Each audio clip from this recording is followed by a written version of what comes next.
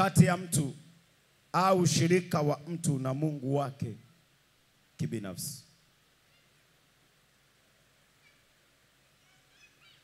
Narudia mara ya mwisho ili tuende kwenye andiko, tuendelee sasa. Nguvu ya ushirika wa mtu na Mungu wake kibinafsi.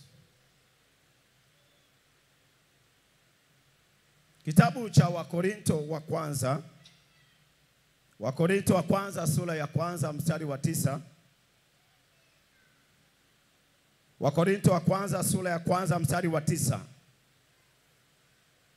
Maandiko yanasema hivi: Mungu ni mwaminifu, ambaye mliitwa na yeye muingie katika ushirika wa mwanawe Yesu Kristo Bwana wetu.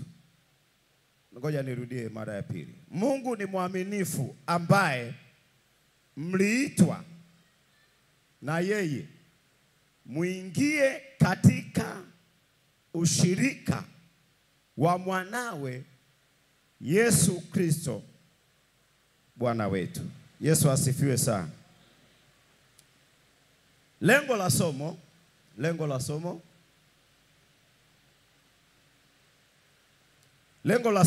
namba 1, kujifunza umuhimu wa ushirika. Kujifunza umuhimu wa ushirika wako na Mungu. Kujifunza umuhimu. Lile neno umuhimu ni la msingi sana. Umuhimu wa ushirika wako na Mungu wako. Umuhimu.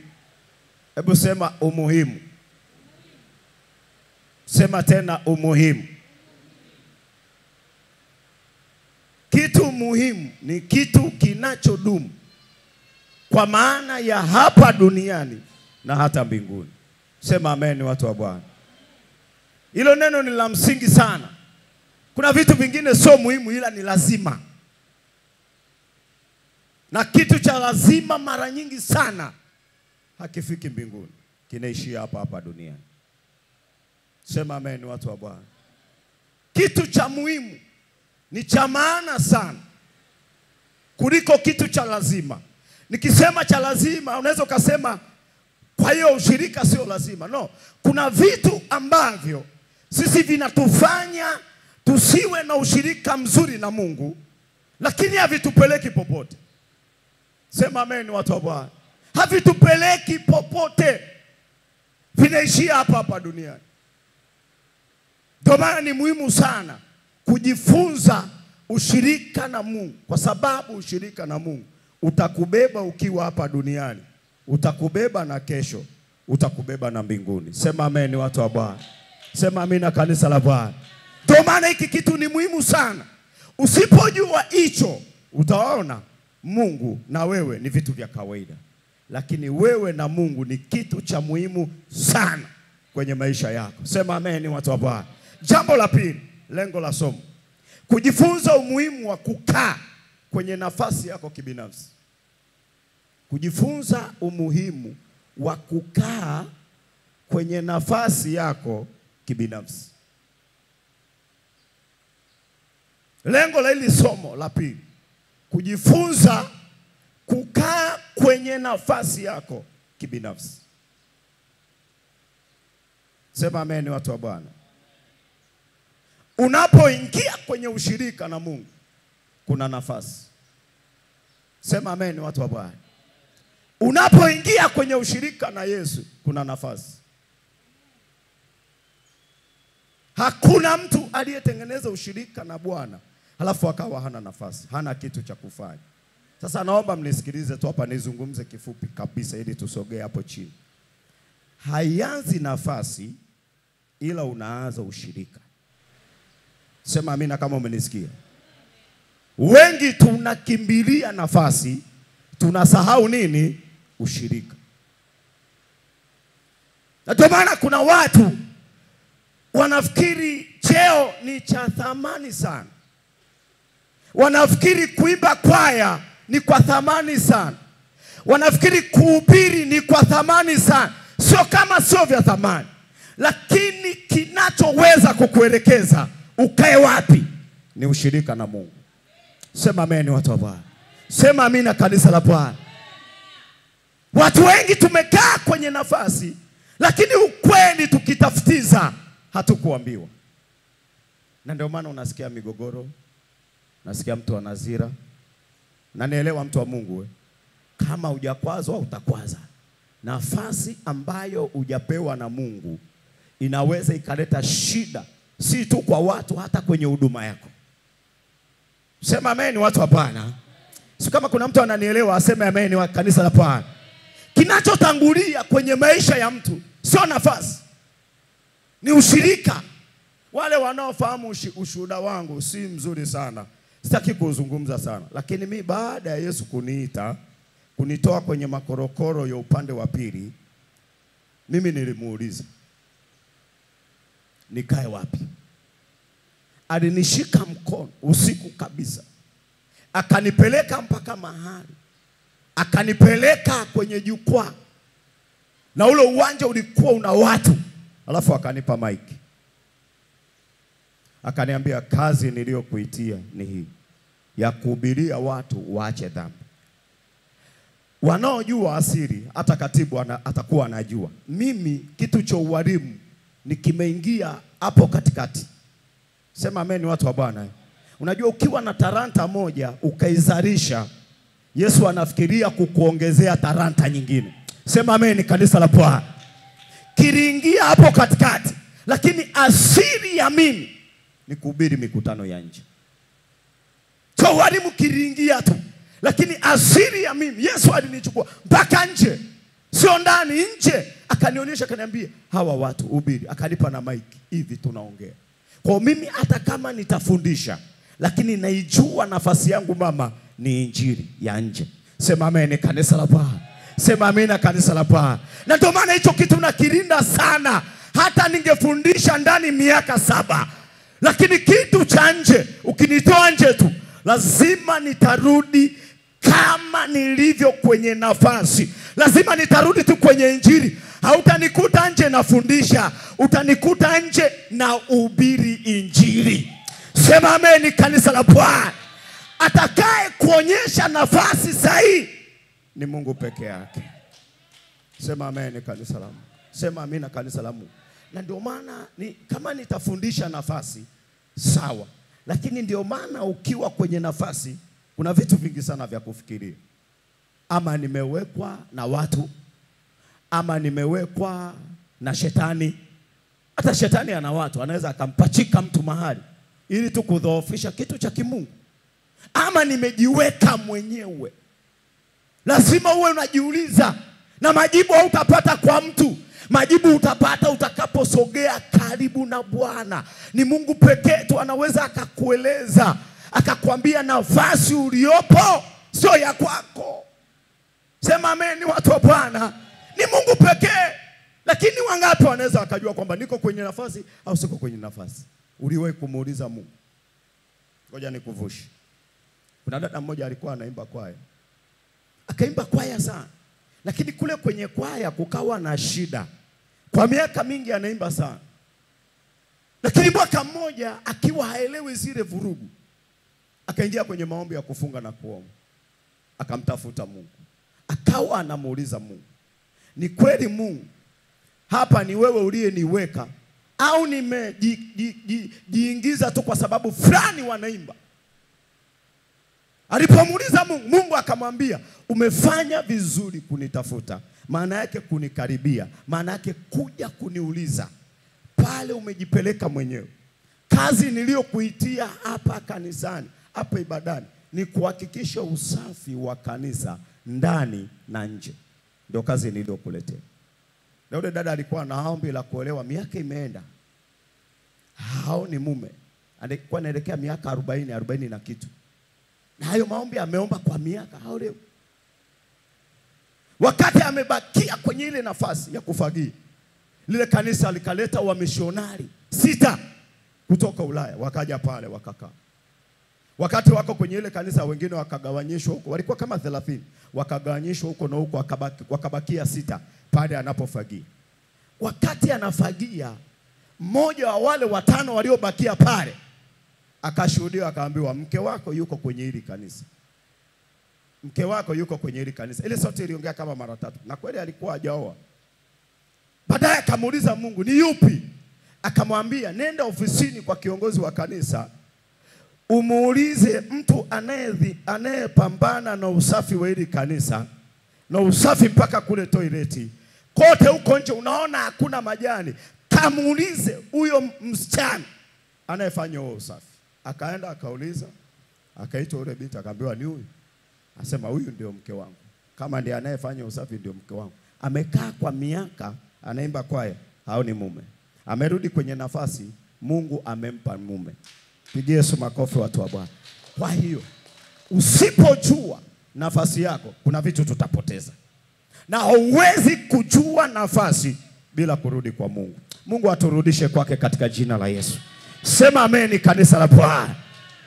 Angalia lengo la 3. Lengo la 3 la hili somo, andika hivi: kuleta matokeo katika maisha yako kibinafsi. Kuleta matokeo yako, kuleta matokeo katika maisha yako kibinafsi. Mungu atusaidie sana. Amen, watu wa Bwana. Ushirika huleta matokeo. Bila ushirika hakuna matokeo. Kwani Yohana 15:4 anasemaje? Yohana 4:15 anasemaje? Kaeni ndani yangu nami ndani yenu, kama vile tawi lisivyoweza kuzaa peke yake lisipokaa ndani ya mzabibu, kadhalika nanyi msipokaa ndani yangu hamtazaa. Matokeo mazuri, matokeo ya ushuhuda, matokeo ya kuongezeka, matokeo ya kusogea, ni lazima ukae kwenye ushirika. Sema amen, watu wa Bwana. Sema amina, kanisa la Bwana. Sijasikia amen za watu. Sema amina, kanisa la Bwana. Bila kukaa kwenye ushirika hakuna kitu kitazaliwa. Na mpaka leo kuna watu, mimi huwa najiuliza, kuna maswali hapa chini nimejiuliza mengi tu, lakini shuhuda zimepungua hata kwenye fellowship. Shuhuda kwenye kanisa zimepungua. Shuhuda kwenye maisha ya watu zimepungua. Shuhuda zingine zinatengenezwa lakini sio halisia. Na hiki ni kwa sababu hakuna matokeo, na hakuna matokeo bila kukaa karibu na Mungu. Watu wengi sana tumekaa karibu na watu sana kuliko kukaa na Mungu. Tumekaa karibu na dini sana kuliko kukaa na Mungu. Tumekaa karibu na mitume na manabii sana kuliko kukaa na Mungu. Tumekaa karibu na vitu sana kuliko kukaa na Mungu. Hakuna kinachoweza kutengeneza ushuhuda wa kudumu nje ya kukaa karibu na Mungu. Mungu atusogeze karibu na yeye, tupate matokeo katika jina la Yesu aliye hai. Siyasikia amen za watu. Sema amen, kanisa la Bwana. Kinachotangulia sio matokeo. Kinachotangulia ni ushirika na Mungu. Kinachotangulia sio kuzaa. Kinachotangulia ni mtu kukaa karibu na Mungu, ndipo kuzaa kunaonekana. Kuzaa na kuongezeka kunaonekana. Jambo la 3 la mwisho. Lengo la 4 la mwisho, andika: kuyafanya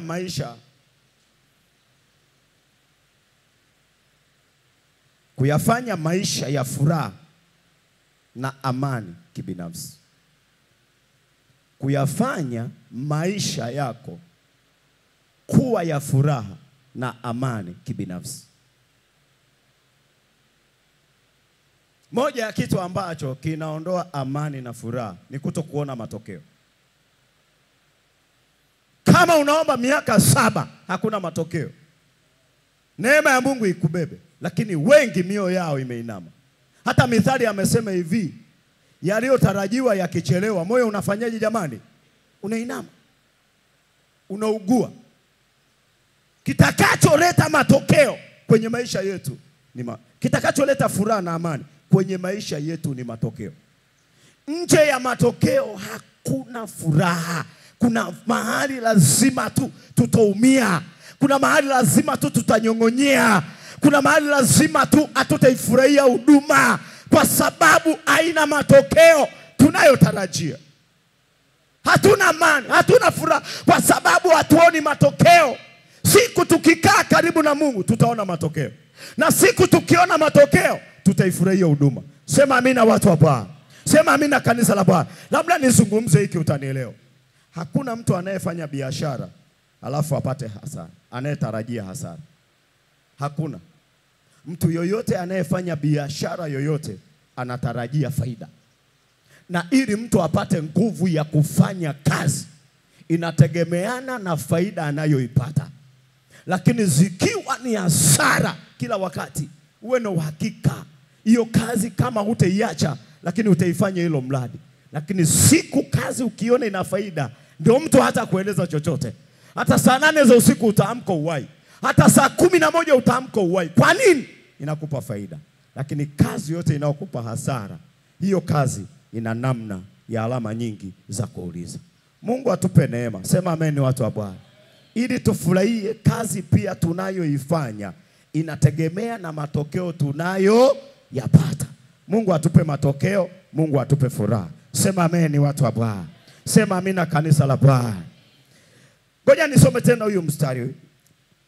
Mungu ni mwaminifu ambaye mliitwa na yeye muingie katika ushirika wa mwanawe Yesu Bwana wetu.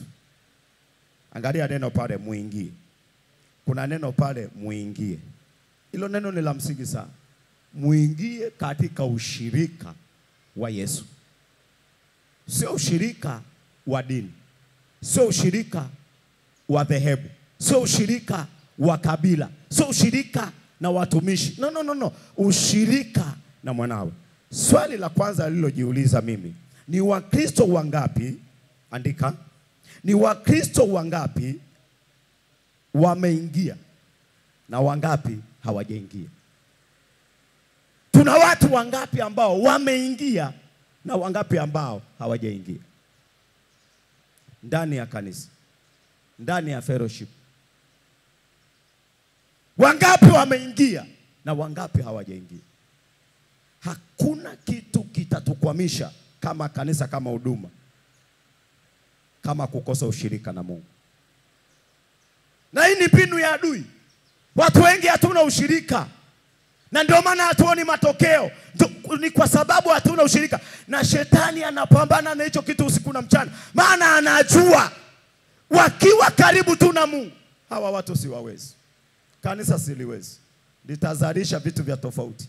Litafanya kazi ya kitofauti. Litafanya vitu na miujiza ya kitofauti. Lakini anapambana kuzuia tusiingie kwenye ushirika, kwa sababu anajua matokeo ya kuwa na ushirika na nani? Na Mungu. Swali la pili lilojiuliza, ni Wakristo wangapi wanajua ama hawajui kwamba hawapo kwenye ushirika? Kujua ama kutokujua? Wangapi wanajua na wangapi hawajui kwamba hawapo kwenye ushirika? Kama najiuliza wangapi hawako kwenye ushirika, na kuna wangapi ambao hawapo kwenye ushirika? Wangapi wanajua? Maana kujua ni kitu kingine na kuingia ni kitu kingine. Unaweza ukajua niko kwenye ushirika, lakini unaweza ukajua siko kwenye ushirika. Hii itakusaidia kutafuta namna ya kuingia. Sema amen watu wa Bwana. Sema amina kanisa la Mungu. Usipojua kwamba niko nje ya ushirika, hutashughulika na kuingia. Kwa sababu kitakacho kushuhurisha uingie kwenye ushirika ni baada ya kujua kwamba sipo kwenye ushirika. Lakini fikiri mtu anajua yuko kwenye ushirika na Mungu, halafu wewe umwambie hayupo kwenye ushirika na Mungu. Uwe na uhakika hata kuelewa. Maana yake swala la kujua na swala la ushirika ni kitu cha mtu binafsi. Sema ameni watu wa Bwana. Sio la mkumbo. Hapa tupo. Lakini hapa uwe na uhakika kila mtu awe na ushirika wake na Mungu kibinafsi. Sema ameni watu wa Bwana. Sema amina kanisa la Bwana. Pamoja na kwamba hapa tupo kundi, lakini Mungu anatarajia kuona kila mtu ana ushirika wake binafsi na Mungu aliye hai. Sema ameni kanisa la Bwana. Sema amina kanisa la Bwana. Ndio maana maandiko yanasema hivi, wawili watakuwa wamelala, mmoja atwaliwa. Mmoja anafanyaje wapendwa? Swala la ushirika na Mungu sio swala la mkumbo. Sio swala la wewe na mume wako. Sio swala la wewe na watoto wako. Sio swala la wewe na wazazi wako. Swala la wewe na Mungu halihusiani na mchungaji wako. Swala la wewe na Mungu halihusiani. Ushirika wako na Mungu ukijua umevurugika, lazima utatafuta namna ya kurudisha. Mungu akupe neema ya kujua wiki hii katika jina la Yesu aliye hai. Sema ameni watu hapa. Na hicho ndicho kilichonileta.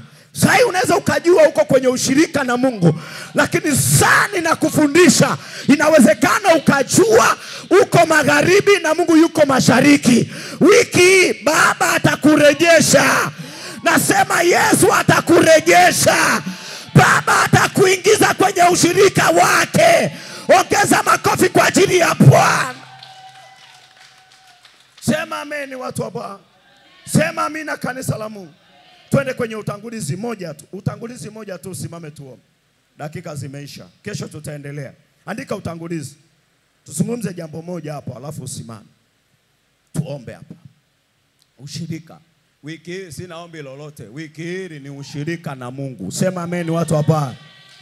Na kama kuna kitu kinakushikilia, maana yake kabla hujawa na ushirika na Mungu, kuna vitu ulivyoanza kuwa na ushirika navyo. Na vingine ndivyo vinavyotuzuia tusiwe na ushirika na nani? Na Mungu. Vitu ambavyo tulikozaliwa, vitu ambako tunakosali. Maana unaweza ukaishi na dini mpaka unaokoka unaishi na dini. Baba atatuondoa katika jina la Yesu aliye hai. Sema ameni watu hapa. Ushirika na vitu vingine tutaviondoa, halafu tutaujenga ushirika wetu na Bwana.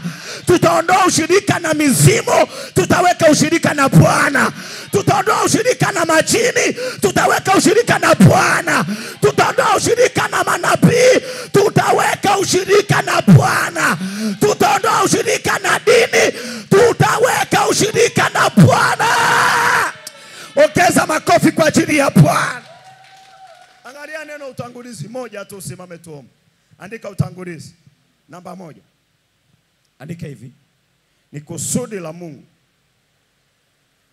kuwa karibu na watu tangu mwanzo. Ni kusudi la Mungu kuwa karibu na mtu tangu mwanzo. Tangu mwanzo Mungu alikusudia kuwa karibu na mtu. Sema amen watu wa Bwana. Ni kusudi la Mungu kuwa karibu na mtu tangu mwanzo. Na ili ujue ni kusudi la Mungu kuwa karibu na yeye, ndio maana na yeye amenituma ili nikusogeze karibu na yeye. Oh my God, sema amen watu wa Bwana. Unajua, unaweza ukafikiri hili somo ni dogo sana, na kuhakikishia sio dogo. Ni fahamu zako tu zinakuvuruga. Na kuna maneno shetani anakunongoneza, anakudanganya. Unafikiri kuna vitu ndio vikubwa vikubwa. Unafikiri magari ndio vitu vikubwa vikubwa, na nyumba ndio vikubwa vikubwa. Unaweza ukafikiri hata huduma. Unafikiri kuna watu wanafika mahali pa kujilinganisha huduma na huduma ya mtu fulani. Akifikiri nikiwa kama mtu fulani, yani ndio cha maana sana. Nisikilize, kama kuna huduma ya fulani alipewa na Mungu. Kama kuna mtu ana magari alipewa na Mungu. Kama kuna mtu ana majumba alipewa na Mungu. Nchi na vyote vijazavyo ni mali ya Bwana. Ukiwa karibu na Bwana, Bwana atakupa. Sijasikia amina za watu wanaonielewa. Kinachosababisha Mungu awe karibu na watu, kuna vitu anataka afanye. Atafanyia wapi wakati sasa tuko mbali na? Huduma zetu zikue wakati tuko mbali na yeye. Ndiye mshika hatima ya huduma zetu. Ndiye mshika hatima ya kanisa. Ndiye mshika hatima ya uzao. Ndiye mshika hatima ya ibada zetu. Tuko mbali na yeye, tutazidishwa saa ngapi? Tutakuzwa saa ngapi wapendwa, wakati tuko mbali na yeye? Angalia kusudi. Angalia tangulizi wa kwanza. Nilisema ni kusudi la Mungu kuwa karibu na watu tangu mwanzo. Kuna alama chache Mungu alizozitengeneza mwanzo. Andika tu alama. Alama alizozikusudia ili kuwa karibu na mtu. Andika tu alama. Alama A. Andika tu namba A ili tutofautishe ile moja pale juu na hiyo A hapo chini. Andika alama A. Andika hivi. sura na mfano wa Mungu ndani ya mtu. Sura na mfano wa Mungu ndani ya mtu. Ile ni alama ya Mungu kutaka kukaa karibu na mtu. Sema amen watu wa Bwana. Sura na mfano wa Mungu ndani ya mtu. Sura ya Mungu na mfano wa Mungu haukuwekwa ndani ya mnyama, haukuwekwa ndani ya kiumbe chochote, umewekwa ndani ya mtu. Ile ni lugha ya kwamba upitapo nipite na wewe. Sema amina kama umenisikia mtu wa Bwana. Popote unapotembea nitembee na wewe. Maana yake Mungu hana haja ya kuja hapa yeye kama Mungu asimame. No. Ni wewe ukisimama hapo uhuru, ni Mungu anadhihirika. Siyasikia amina za watu wanaonielewa. Sura na mfano wa Mungu inatajwa kwenye Mwanzo sura ya 1 mstari wa 26. Mwanzo sura ya 1 mstari wa 26. Mungu anasema na tumfanye mtu kwa mfano wetu na kwa sura yetu. Kwa nini asiweke sura na mfano wake kwenye majengo? Kwa nini asiweke kwenye wanyama? Kuna wanyama wazuri unajua mpaka unatamani. Kuna watu wengine wakiambiwa unafanana na twiga, si ndio kama anasikia fahari. Lakini nisikilize, kuna ule ndege anaitwa tausi. Akichanua zile mbawa, ungetamani zile mbawa zitoke kwake zikae juu yako. Pamoja na uzuri alionao tausi, lakini hana sura ya Mungu wala mfano wa Mungu. Nisikilize, mbinguni kuna malaika wengi tu wa kutosha, mpaka na majina wengine hatuwafahamu. Tunaishia tu kusema maserafi na makerubi, lakini kuna wengine hatuwajui. Lakini hakuna malaika hata mmoja aliyeumbwa kwa mfano wa Mungu na kwa sura ya Mungu. Siyasikia amina ya mtu anayenielewa. Hakuna, ni mtu peke yake aliyeumbwa kwa mfano wa Mungu na kwa sura ya Mungu. Maana yake nini? Kufika mahali ya kujidhalau ni kama unamdhalau Mungu aliyoko ndani yako. Wewe sio mtu wa kawaida, umeumbwa kwa mfano wa Mungu na kwa sura ya Mungu. Na hii yote Mungu alitengeneza makusudi ili azidi kukaa karibu na mtu. Sema ameni watu wa Bwana. Sema amina kanisa la Bwana. Kama si sababu ya Mungu kututaka kukaa karibu na yeye, hii sura yake na mfano wake angeipeleka mahali popote. Lakini kwa nini aiweke ndani yangu? Maana yake anataka nitembee na yeye. Na kama tutatembea na sura ya Mungu na mfano wa Mungu, hakuna kitakachoshindikana katika jina la Yesu aliye hai. Siyasikia amina za watu. Sema ameni watu hapa. Kama tukijua hiyo siri na tukarudisha hiyo sura na tukarudisha huo mfano, uwe na uhakika kuna vitu vikubwa vitafanyika kwenye fellowship zetu. Sema ameni watu wa Bwana. Sema amina kanisa la Bwana. Wewe ni sura ya Mungu na mfano wa Mungu. Na hiyo ni alama ya kwamba popote unapopita lazima umdai Yesu kwamba sipiti peke yako, napita na sura yako, napita na mfano wako. Na leo Yesu akupe hiyo sura katika jina la Yesu aliye hai. Ongeza tu makofi kwa ajili ya Bwana. Sura ya Mungu na mfano wa Mungu iliwekwa makusudi Mungu atembee na sisi. Maana yake mimi nikisimama, maana yake Mungu aonekane.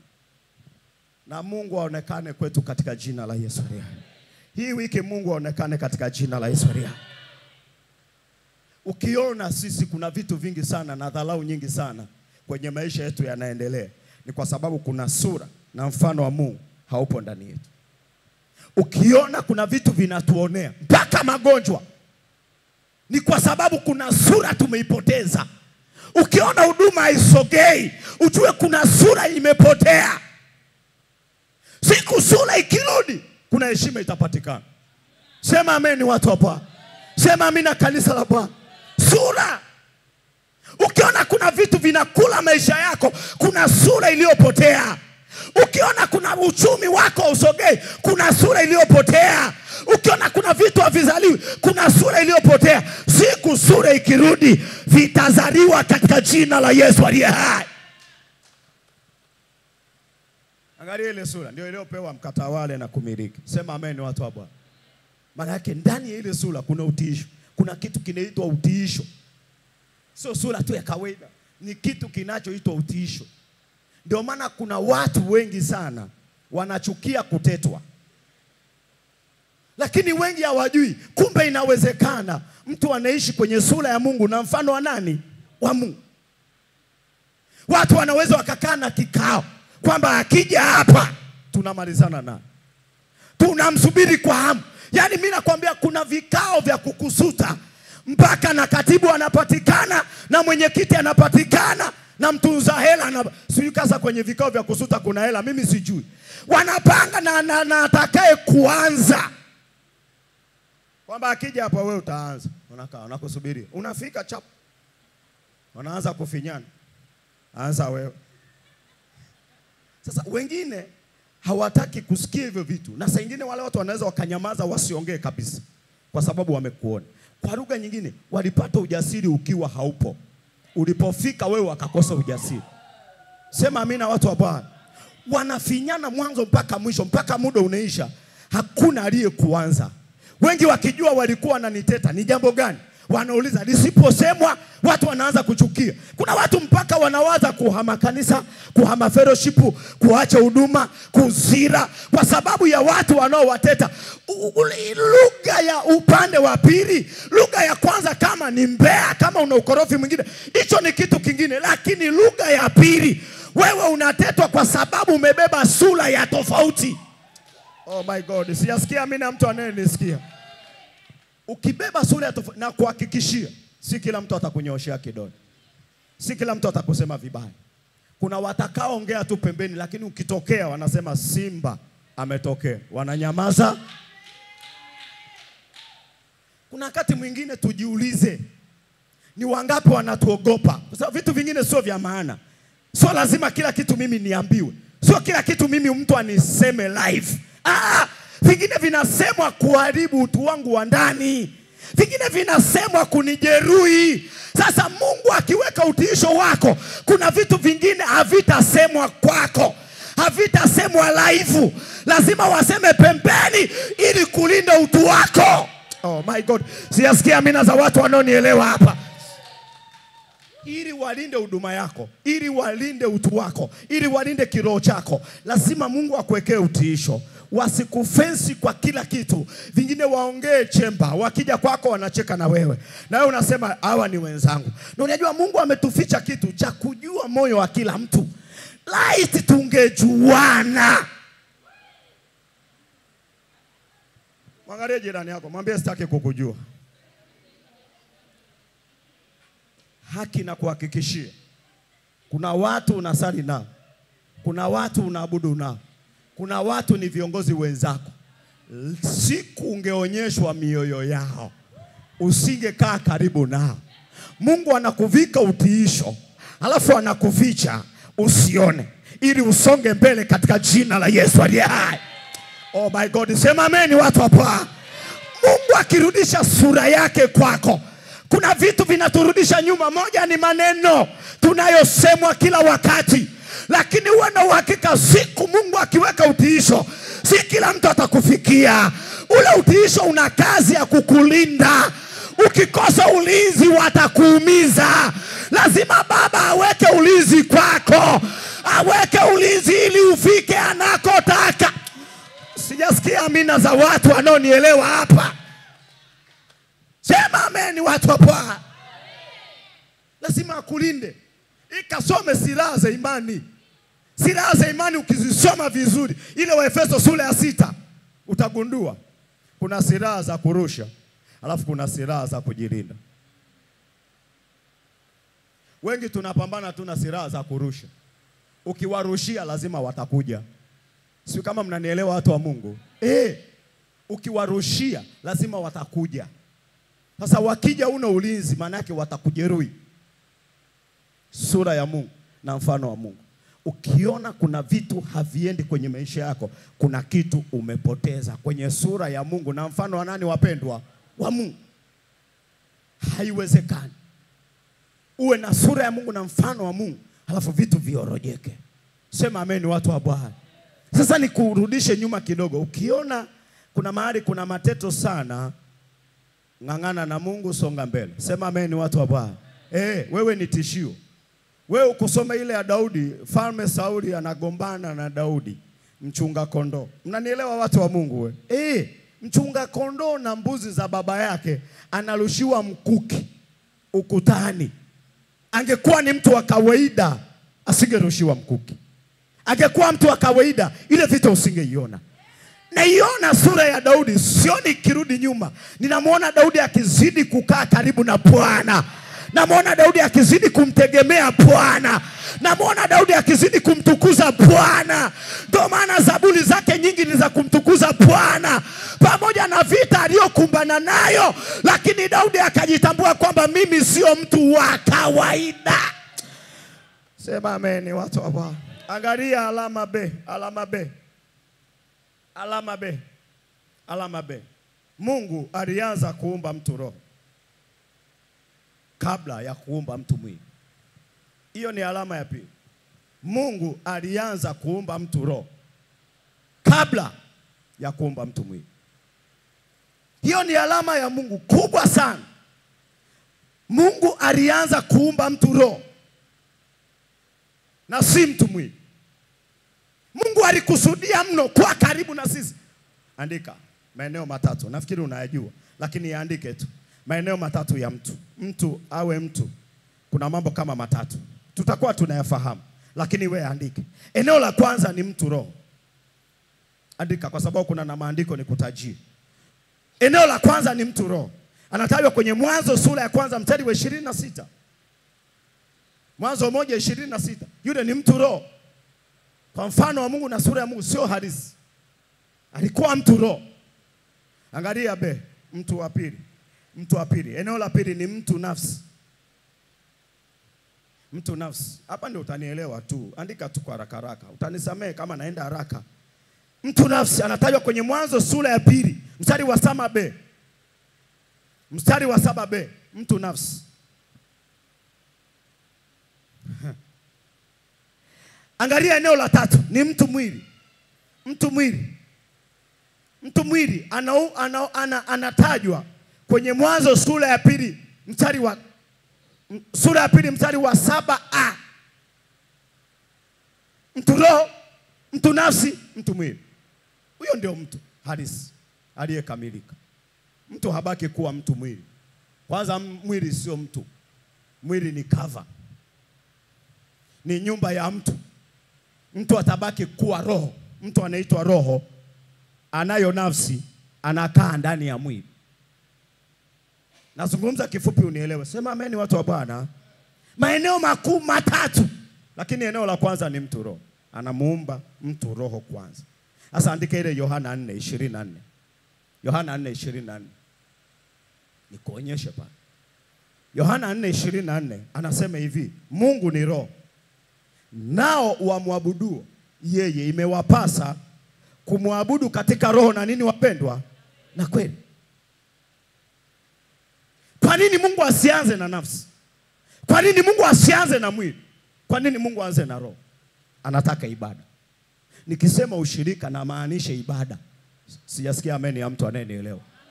Nikisema ushirika na Mungu na maanisha ibada na Mungu.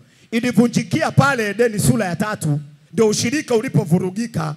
Ndipo ibada ilipofia pale. Ibada ya Adamu na Mungu ilifia pale Edeni. Mungu ni roho. Na wanaomwabudu imewapasa kumwabudu katika roho na kweli. Kwa nini Mungu aanze na roho? Maana yake anataka ushirika wa haraka. Na kuna vitu vingine kwa lugha nyingine Mungu aliumba akiwa na mtu. Ndio maana amemuumba wa kwanza. Mtu ni roho. Ndio maana mtu akifa majina yanabadilika. Wanasema amekata roho. Sio amekata moyo, wala amekata nafsi, wala amekata mwili. Amekata roho.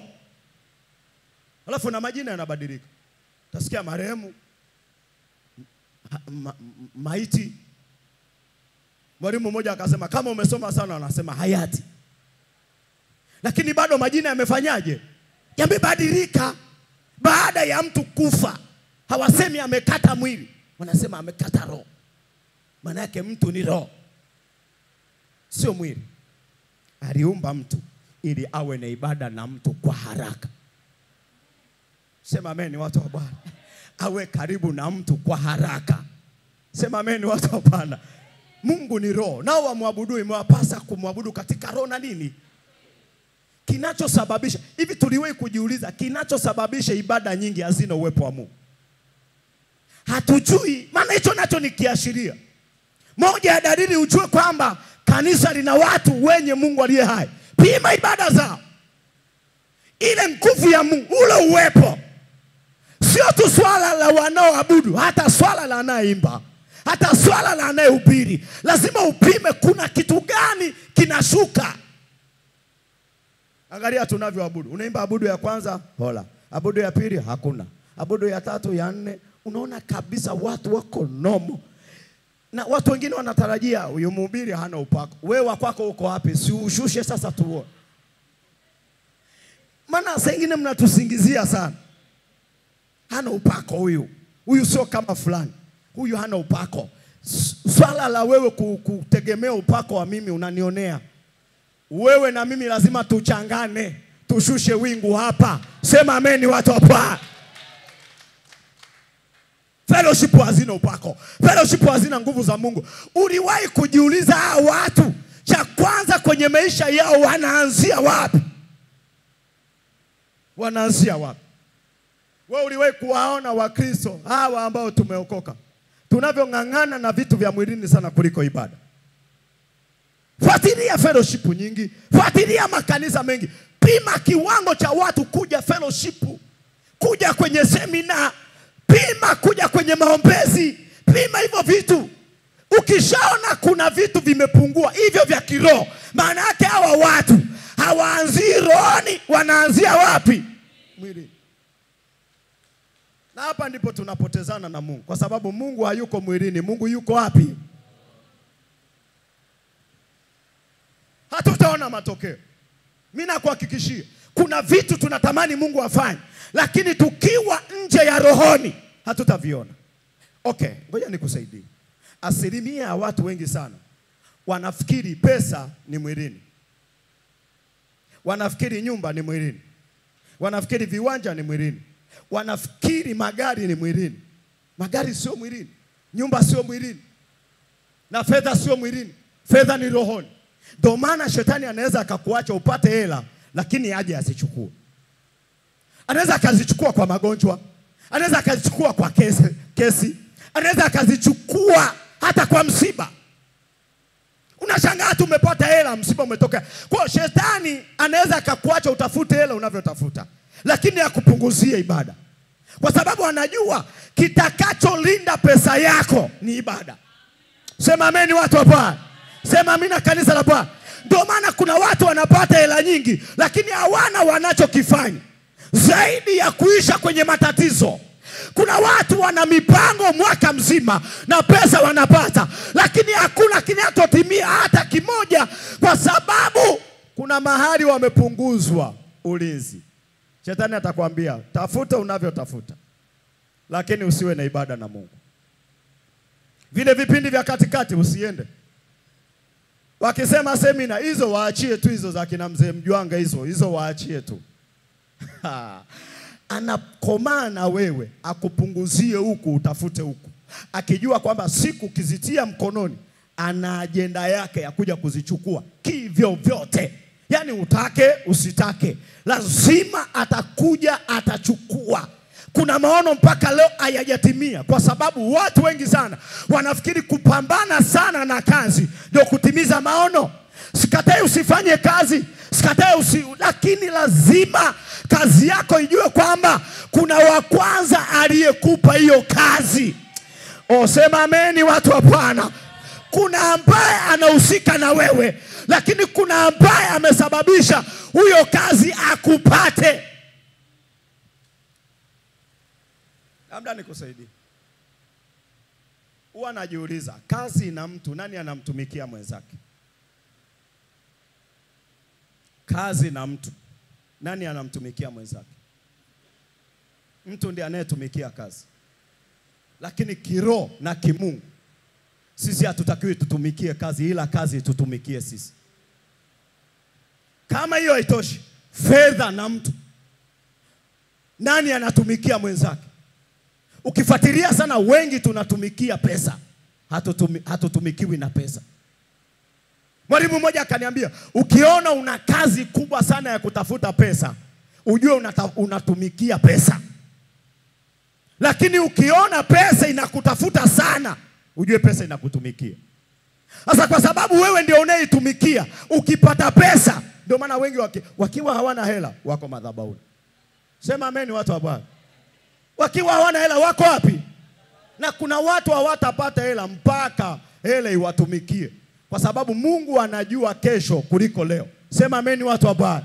Wewe unataka milioni 100 wakati 100,000 ulipoipata tu ulianza kusema, wapendwa, hatuko pamoja kimwili ila kiroho tuko pamoja. Yaani 100,000 tu ilikutoa kwenye ibada, unaanza kutangaza hatuko pamoja kimwili ila kiroho tuko pamoja. Mifungo kabla hujapata hela ulikuwa unafunga. Ndio maana nasema kuna watu wanafunga kwa sababu hawana chakula. Sema amen watu wa Bwana. Wengi tunafunga kwa sababu hatuna mlo. Ukipata mlo unaacha kufunga. Maana yake nini? Haufungi kwa sababu ya kumtafuta Mungu, unafunga kwa sababu ya kutafuta chakula, kitu. Mimi sifungi kwa ajili ya kutafuta hela. Mimi nafunga kumtafuta Bwana. Siasikia mimi na watu wanaonielewa. Sifungi kutafuta kitu, mimi nafunga kumtafuta Bwana, kwa sababu nikimpata Bwana na vitu vyote nimevipata. Mungu akae karibu na wewe katika jina la Yesu aliye hai. Tuko rohoni, tuko mwilini. Siku moja nitaka kuvurugwa. Katibu ndiye aliyenitetea. Sijui kama anakumbuka. Lakini nilivurugwa na mtu mmoja akaniuliza, una gari? Sina. Akasema, una bodaboda? Sina. Una nyumba? Sina. Akasema, huo utumishi wa kimaskini. Katibu anaweza akasahau, lakini mimi nakumbuka. Akasema, huo utumishi wa kimaskini. Niliumia sana. Na inawezekana na yeye aliniongezea hatua. Kwa nini naumia sana? Nikamweleza huyu ndugu, nikamwambia, baba, utumishi wangu mimi wa kimaskini. Lakini nakumbuka katibu aliniambia, umeitiwa vitu, umeitiwa kumtumikia Mungu. Nikamwambia nimeitiwa kumtumikia Mungu. Akaniambia mtumikie Mungu. Halafu akanieleza neno moja, silisahau mpaka leo. Akaniambia, ongeza kiwango chako cha kiroho. Kadiri kiwango chako cha kiroho kinavyokuwa, na vitu vinakuja vyenyewe. Sema amen watu wa Bwana. Ongeza kiwango chako cha kiroho. Huyu baba amefundisha mara nyingi hilo neno, lakini mimi nakumbuka tulikuwa huko juu Pareni, Ugweno. Nilimweleza hilo jambo, akasema kadiri unavyopandisha ndio vitu vinapanda. Akazungumza sentensi moja, akasema, kwani ukiwa mwenyekiti wa serikali ya mtaa unapewa gari? Upewi. Maana yake uko chini. Sema amen.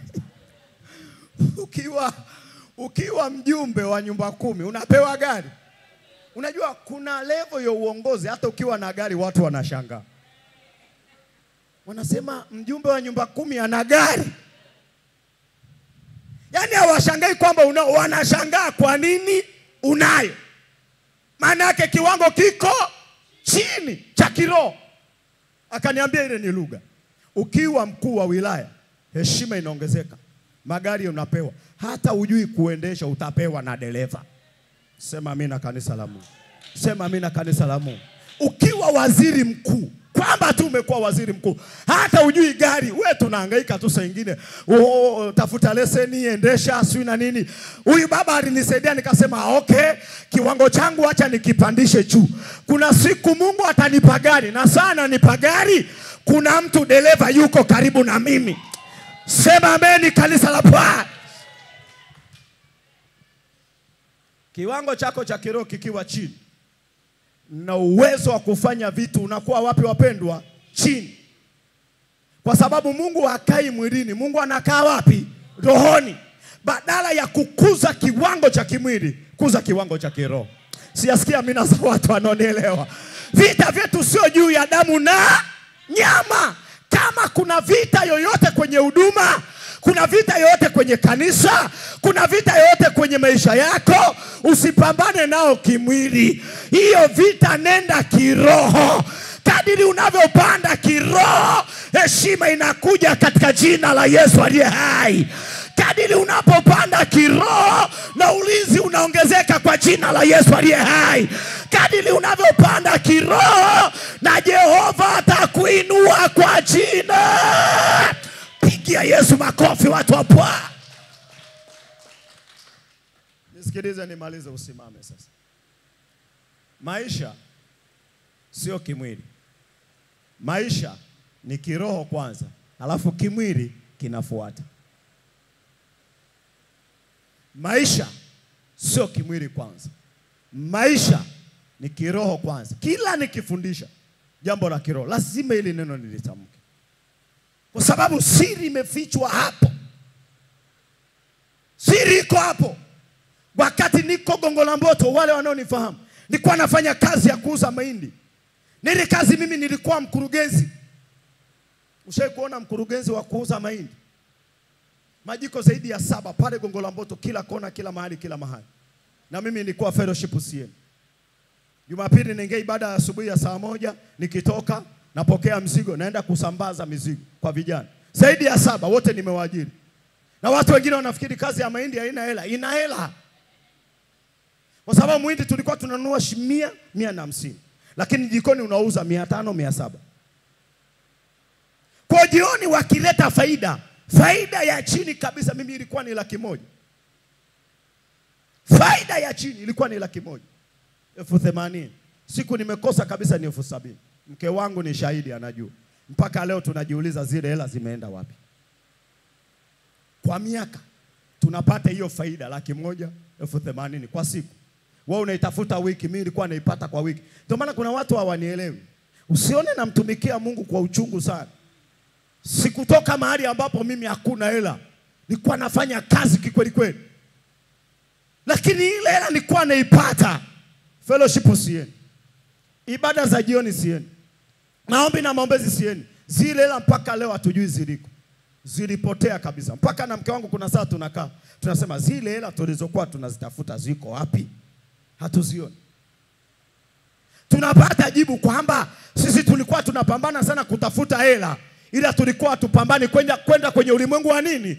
Wa kiroho. Kwa shetani alikuwa na ujanja wake wa kuchukua. Siku Mungu anasema na mimi, ananiambia, mwanangu, usipoongezeka kiroho utabakia hapo hapo kwenye nyumba ya kupanga. Alinieleza kabisa, usipoongeza bidii ya kupanda kwenye ulimwengu wa roho utabakia hapo hapo. Kwa sababu mimi siko kwenye vitu unavyoviona kwa macho ya damu na nyama. Mimi niko kwenye vitu visivyoonekana, maana yake ulimwengu usioonekana. Akaniambia badilisha mwelekeo. Nikabadilisha, nikaanza kwenda fellowship. Nilikuwa mimi natoka Gongo la Mboto, naenda Ubungo New Life kufanya mazoezi ya kusifu na kuabudu. Fellowship New Life. Na hapo nimepigika, nilikuwa sina hela. Unaondoka na 2,000 kutoka Gongo la Mboto. Buku ya kuendea, buku ya kurudia. Hata hela ya maji huna. Unaenda unafanya mazoezi, unarudi. Unafanya mazoezi Ubungo, unarudi. Kadri nilivyokuwa nafanya mazoezi na kukaa karibu zaidi na hii huduma. Mimi huduma naiheshimu sana. Na kuambia ukweli, New Life naiheshimu sana. Kadri nilivyoongeza bidii ya kuwa karibu na yenyewe, Mungu alikuja. Tena sasa ile faida ya 190 imeisha. Nilikuwa nauza mahindi na nilikuwa na jiko moja tu, nimebakia nalo. Na komaa nalo mwenyewe na kijana mmoja. Nikienda ibadani na muachia, naenda, narudi. Nikija tumepata 7,000, tunachukua 3,500, 3,500, 2,000, 3,000. Tunagawana ile faida kidogo. Ile nimeikusanya. Mpaka mtumishi anakomaa na maombi ya kutuombea wainjilisti tununue viwanja. Nikapata kiwanja kule Kivule na nyumba, nikalipa vyote. Pigie Yesu makofi, kanisa la Bwana. Zamani nilipata nyingi, lakini kwa sababu nilikuwa mbali na Mungu, vyote viliisha. Lakini nilivyokuwa karibu na Mungu, na ile akiba ndogo ninayoipata ikasalimika. Ikanunua kiwanja, ikanunua na nyumba. Pigie tu Yesu makofi, kanisa la Bwana. Simama juu tuabudu. Simama juu. Simama juu. Simama juu. Kiroho Mungu aliumba kiroho ili awe karibu na mtu. Kwa lugha nyingine, tusipopenda vitu vya kiroho tunakuwa mbali na Mungu. Sema amina kama umenisikia mahali ulipo. Usipopenda, ndio maana mimi moja ya maombi, hata nikifunga na kuomba, moja ya ombi langu nalomuomba Mungu usiku na mchana, moyo wa kumpenda Mungu. Sema ameni watu wa Bwana. Moyo wa kumpenda nani? Mungu. Nikifunga na kuomba, moyo wa kumpenda Mungu. Nikiabudu, moyo wa kumpenda Mungu. Nikimtumikia Mungu, moyo wa kumpenda Bwana. Kadiri unavyojiombea huo moyo wa kumpenda Mungu, ndivyo unavyozidi kupenda na vitu vyake. Sema ameni watu wa Bwana. Ili tujue unampenda Mungu, tunakuangalia kwenye bidii ya kupenda maombi, bidii ya kupenda mikutano, bidii ya kupenda semina, bidii ya kupenda vitu vya Mungu. Tukiona mpaka tukulazimishe, tunajua kwamba wewe humpendi Mungu. Hukuwahi kuona mtu anayempenda mume wake au mke wake kila saa anataka kukaa karibu na yeye? Hata akiwa kazini haachi kumtumia na message. Hata akiwa njiani haachi kumtumia message na kumpigia. Maneno yote mazuri. Anatamani saa zote awasiliane naye.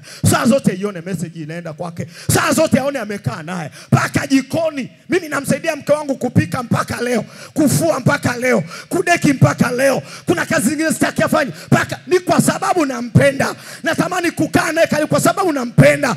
Kama naweza kumpenda mke kwa kiwango hiki, maana yake Mungu aliyenipa mke ni zaidi.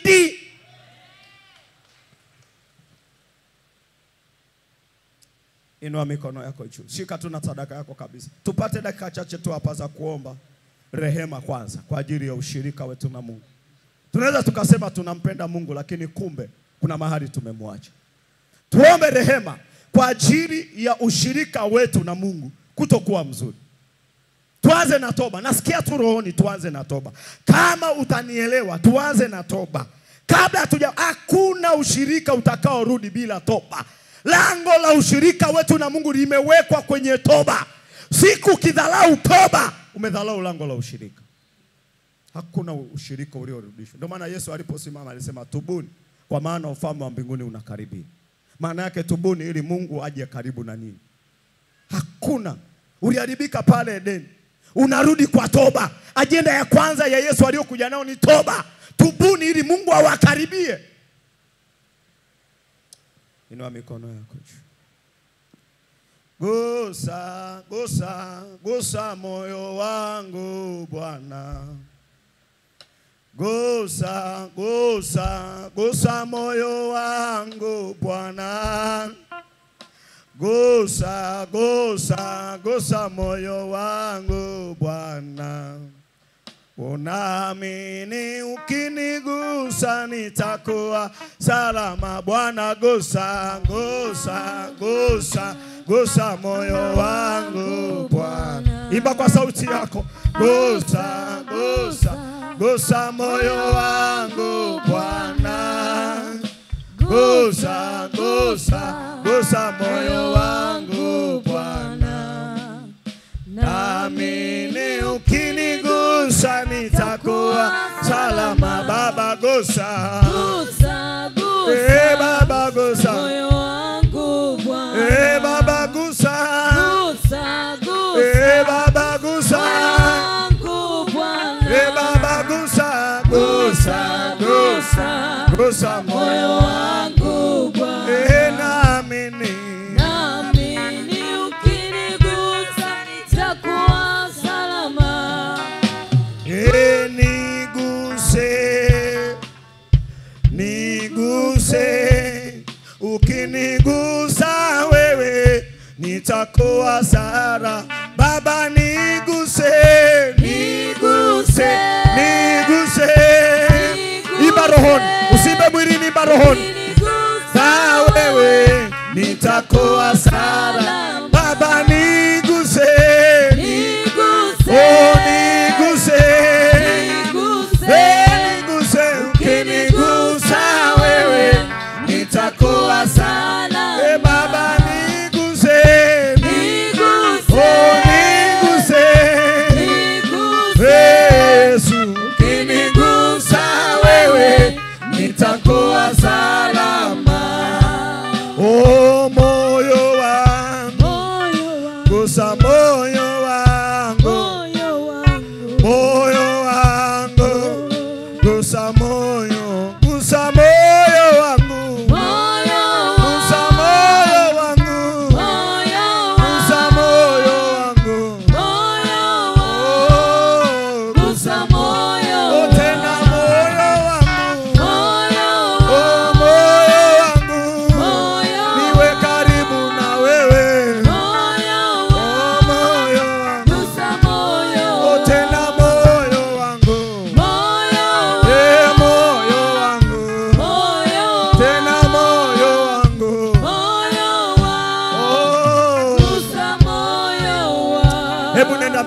Mungu kwa moyo wa toba. Nenda mbele za Mungu kwa moyo wa toba.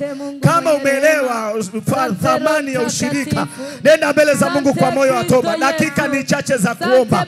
Ukipoteza muda unapoteza kitu. Usipoteze hata dakika moja.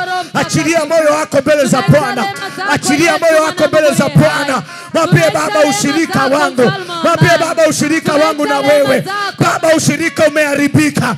Baba, ninaomba rehema. Baba, ninaomba toba. Baba, ninaomba rehema. Omba toba kwa ajili ya ushirika wako na Mungu. Omba toba kwa ajili ya ushirika wako na Bwana. Mwambie Baba, naomba unisamehe. Mwambie naomba unitakase mahali tulipoachana kwa ajili ya dhambi zangu. Mwambie naomba unisamehe. Raba sekete, tunaomba toba na rehema Bwana. Mungu liye hai, Baba wa milele, tulipoharibu sura yako, tulipoharibu mfano wako ndani yetu, Bwana, hatuja kupenda namna unavyotaka tukupende, Bwana. Hatuja kutumikia namna ulivyotaka tukutumikie, Bwana. Mungu liye hai, tunaomba utusamehe. Mungu liye hai, tunaomba uturehemu, Bwana. Tumekuwa watu wa mwilini, tumekuwa watu wa mwilini, Baba wa milele. Tumekuwa watu tunaotazama mambo ya mwilini, omba kwa mzigo, omba kwa sauti. Dakika zinaisha za kuomba. Baba wa milele, tumekuwa watu wa mwilini, tumeacha kuwa watu wa rohoni. Mungu wa milele, tumetazama mambo ya mwilini, tumetumikia mali na fedha na vitu badala ya kukutumikia wewe uliye na vyote, wewe Yesu uliye yote katika yote. Mungu tusamehe, Mungu turehemu, Mungu tusamehe, Mungu turehemu. Baba, tunarudi kwako.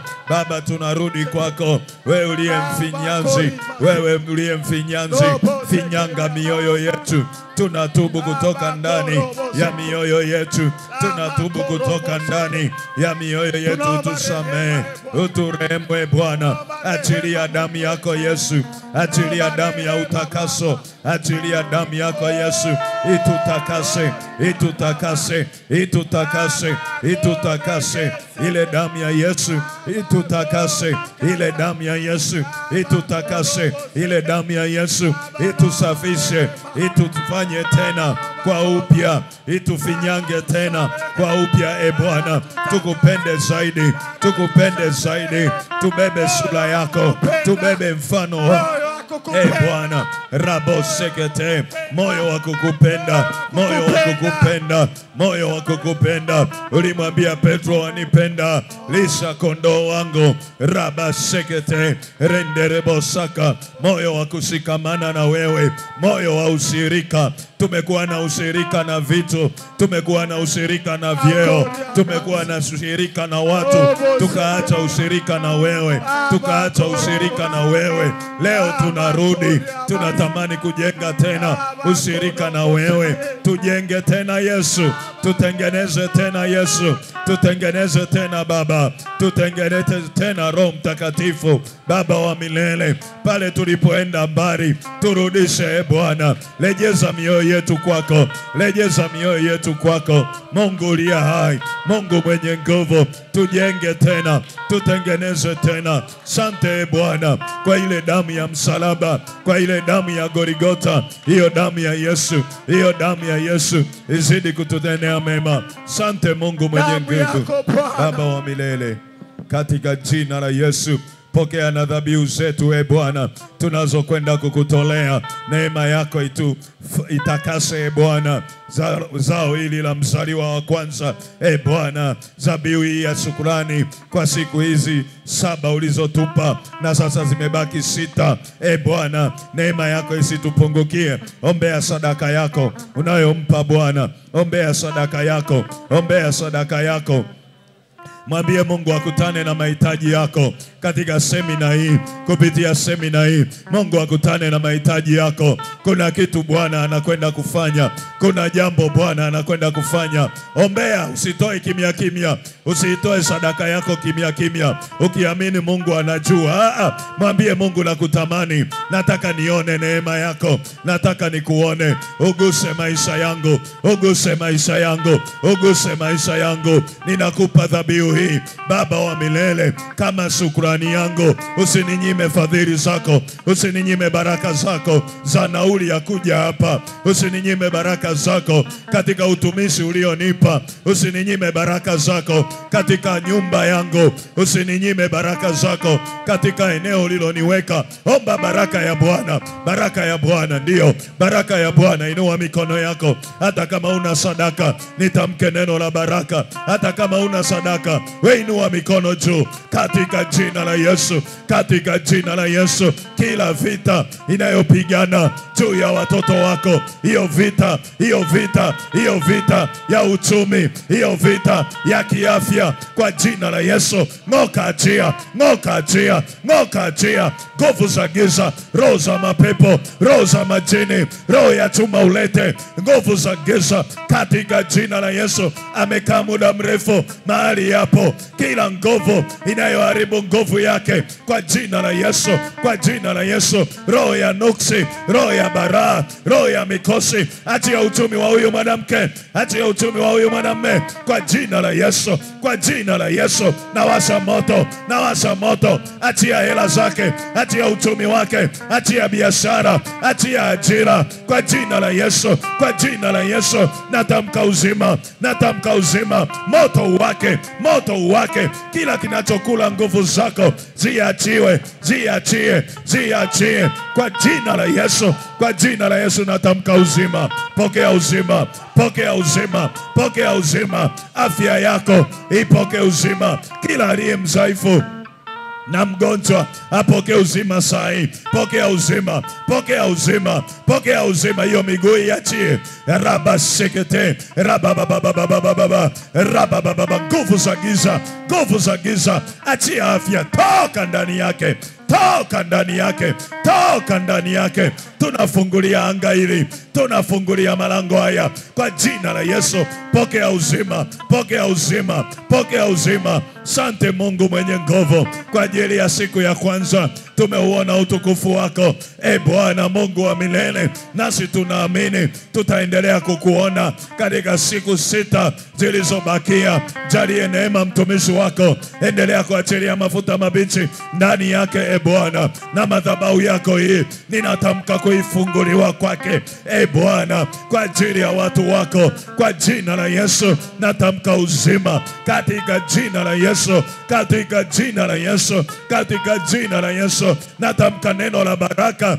juu ya faraga hii ya uhuru. Ropo sekete, rabababababababa. Natamka uzima, hawatatembea tena katika mazoea. Mwaka 2025 uwe mwaka wa mabadiliko, uwe mwaka wa mabadiliko. Hatua mpya izaliwe, hatua mpya izaliwe ndani ya uhuru, hatua mpya izaliwe. Wawe huru kweli kweli, mwana akiwaweka huru, wawe huru kweli kweli, katika jina la Yesu Kristo wa Nazareti aliye hai. Mkono wako wa uzima, mkono wako wenye nguvu uende pamoja nao usiku wa leo, uwe usiku wa amani. Ninakataa roho ya maripizi, ninakataa roho ya visasi. Natamka uzima, wanapoondoka nenda pamoja nao, Bwana, katika jina la Yesu Kristo wa Nazareti aliye hai. Tulete tena kesho tukiwa na nguvu na afya, na tukawalete na wengine. Tufanye kuwa, Bwana, barua ya wengine, tuwalete kwenye madhabahu yako. Sifa, heshima, utukufu vinawe Mungu wetu, tangu sasa na hata milele. Amen. Asante. Makofi kwa Yesu. Haleluya. Wangapi wamebarikiwa siku ya leo? Kama nilivyoona mkono, ina maana ukaje na mwenzie siku ya kesho. Haleluya. Mwambie jirani yako uzuri wa semina inayoendelea mahali hapa, na imeanza kwa kishindo. Bwana Yesu asifiwe. Kwa wakati huu tutaenda kumtolea Mungu praise and worship. Kaka, utakuwa na wimbo? Utakuwa na wimbo? Karibu.